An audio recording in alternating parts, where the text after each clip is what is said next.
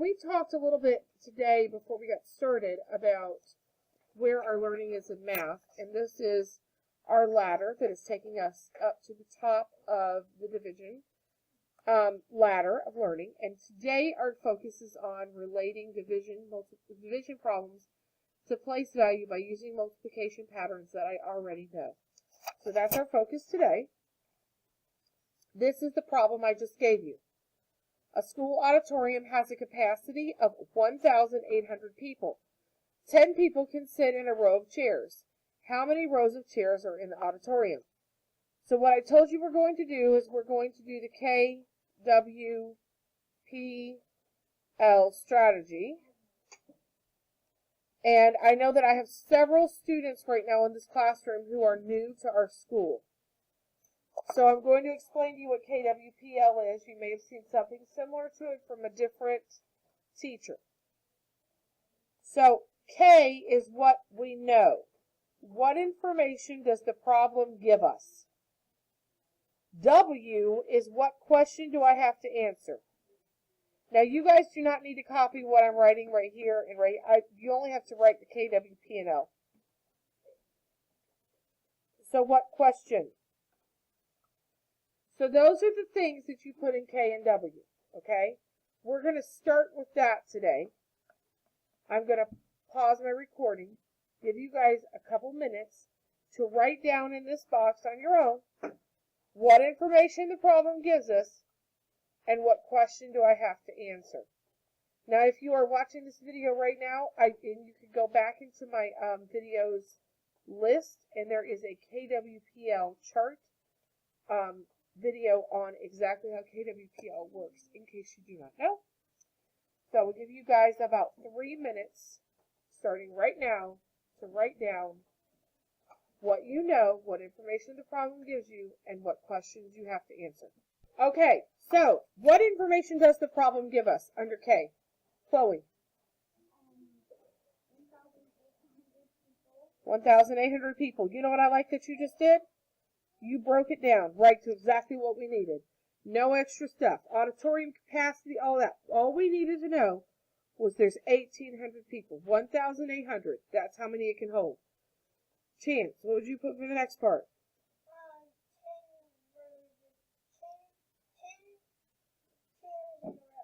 Right. So 10 people per row. All right. What question do I have to answer? Dominic.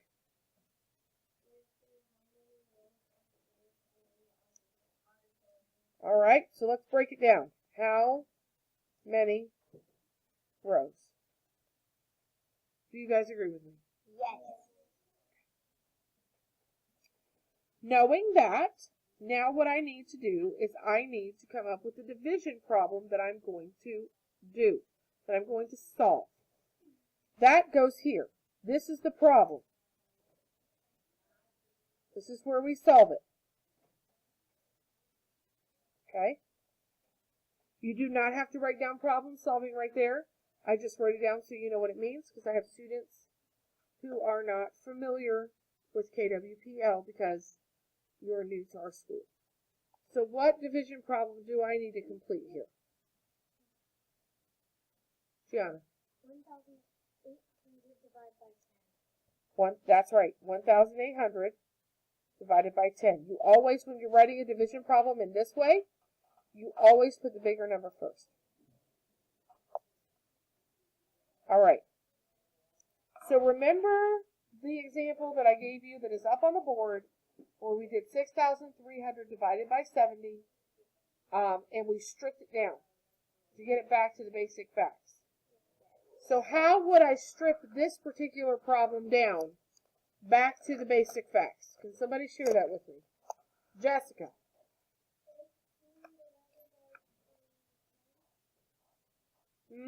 I'm going to get rid of my zeros. Get rid of the zeros. Leah. Gianna.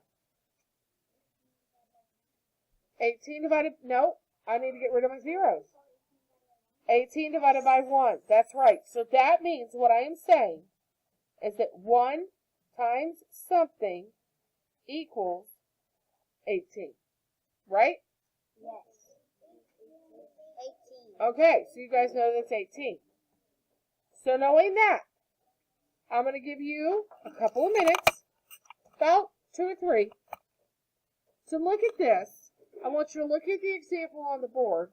I want you to see if you can use these multiplication patterns that we already know with the zeros to figure out what 1,800 divided by 10 would be. All right. What is the next step I can take? You had a few minutes to look at this. What's the next step I can take to build up to getting my answer? Quinn. What? 10 times 18. I like that. Let's see what that gives us. 10 times 18. What answer did you get? 180. That is correct because here's your basic fact. 1 times 18 equals 18, and then you connect your zeros. We're still not to 1,800, so what's my next step? AJ. Where?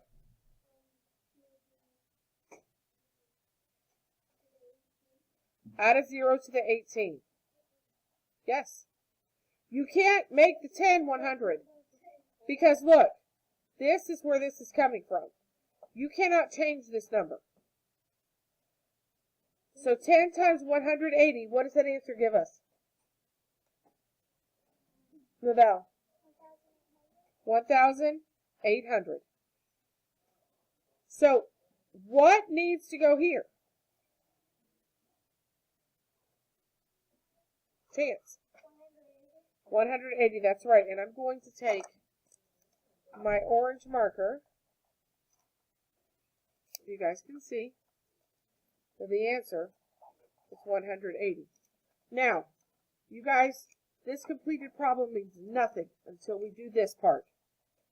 Look back. We're looking at the question, how many rows? So how many rows of chairs are there?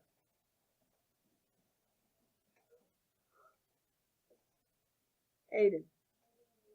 Right. So we're going to write down in a complete sentence. There are 180 rows of chairs. And that is how we solved that problem. We went through the whole process. We wrote down what we knew, what question we had to answer. We solved the problem. Then we looked back at that question and we wrote our answer in a complete sentence.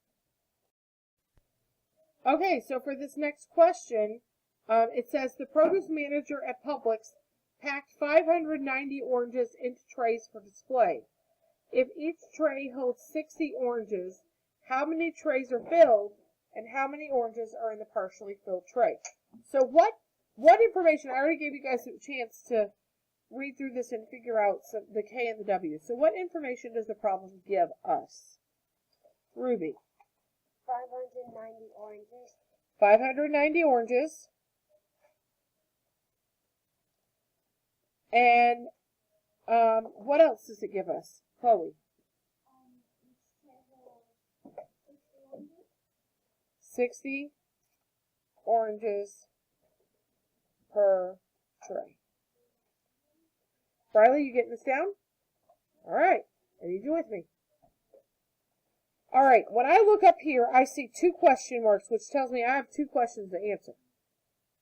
So, Silas, can you give me one of the questions?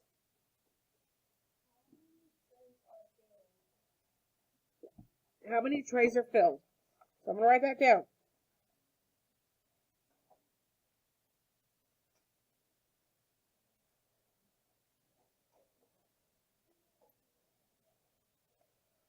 All right. And what is the second question I have to answer? Bella. How many oranges in the Partially. partially filled tray? All right. what does partially filled tray mean? Chance. Okay.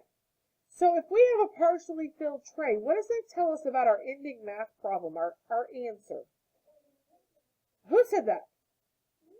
Who said that? Good job, Haven. That's right. It's going to be a remainder. Partially filled tray is kind of like leftovers. And yesterday we talked about leftovers are remainders. So leftover, which means remainder. So I'm going to write down how many oranges are left over. Because remember, this is about writing this down so that I can use my words and it makes sense for me. Okay? All right. Now, knowing this, we're going to look at P. P is where I solve my problem. What problem do I need to solve here? What's my division problem? Brittany. 590 divided by 60. Now, we have already established that we're going to have a remainder, right? Yes. So, knowing that, am I just going to come up with, Aiden, am I going to come up with one number, like 590 divided by 60 equals this one number? That's it. No. No. What is it going to have with it? A remainder. It's going to have a remainder. That's correct. So, knowing that, and when I strip this down, what problem do I have? When stripped down to zeros.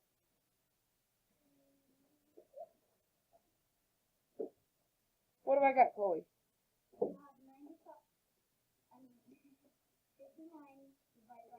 59 divided by 6. So if there are remainders, am I going to find something that is 6 times that number equals 59? If there's going to be remainders, am I going to find an answer to this? No, I'm not. So what strategy could I use to help me get close to it? So let's pay attention. Dominic, what do you think? You've got an idea. What did we do yesterday?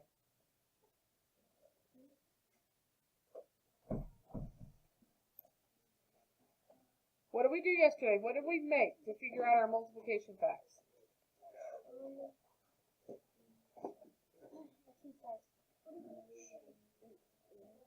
A T-chart, that's right. And a T-chart helps us figure out our multiplication facts. So I'm going to start with 6 for my T-chart. Now, I do not have all day and all night. So what am I going to start with over here? What am I going to multiply by? Chance, what do you think? I can start with 9. All right, what is 6 times 9? Do we know? 6 times 9 is 56. Is it 56? No, 54. 54, that's right. 6 times 9 is 54, right? Okay, let's check 6 times 10. What is that? 60. So which one am I going to use, 54 or 60? 54. 54. I cannot go over 59. All right. So you know what I'm going to do? I'm going to cross this out. I'm going to back the car up. And when I say this, 6 times 9 equals 54. All right. What happens if I change this to 60? What does it equal now? 540. 540. Because, here's my basic facts, and then I attach on the 0. Okay.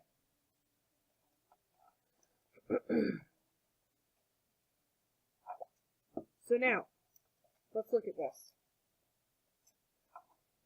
what do these numbers represent? What does the 60 represent?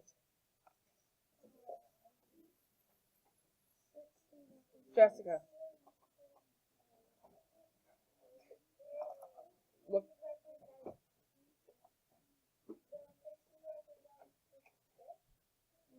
Look up here at your K. Pull from this.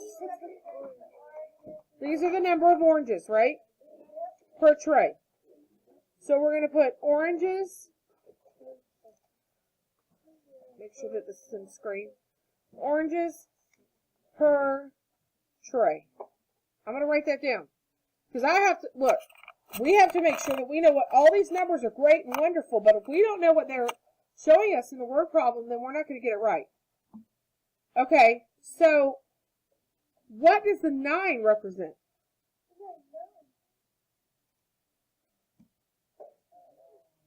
Briley.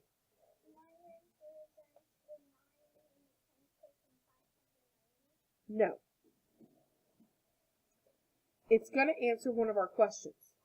What would the 9 answer in one of our questions? Gianna, what do you think? That's going to be the first number. It is one of our answers.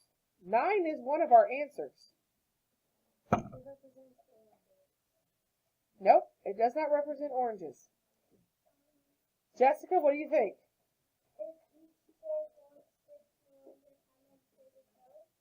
How many trays are filled? 9 is the number of trays we're filling. Okay, so we're taking 60 oranges. We're going to put them in. Each tray has 60, and there's 9 trays filled. So I'm going to write down filled trays. So if I took 60 oranges and put them in each, and then put 60 in each of 9 trays, what does this number tell me?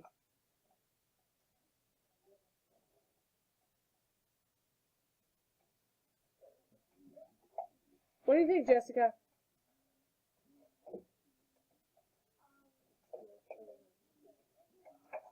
Well, I started with 590 oranges. So what do you think? Silas? This is how many oranges I've used so far.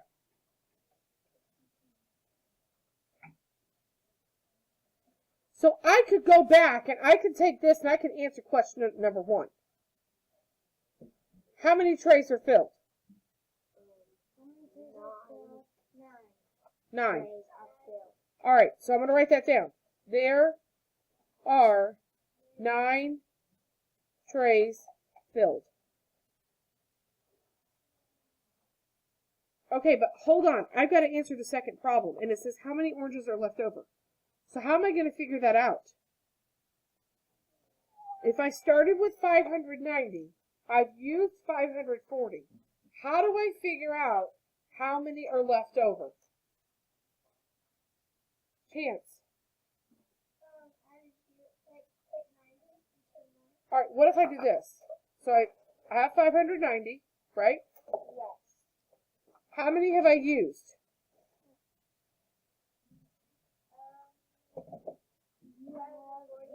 540. How many are left? 590 minus 540. How many are left? 50. So going back, how many oranges are left over? There are 50 oranges left.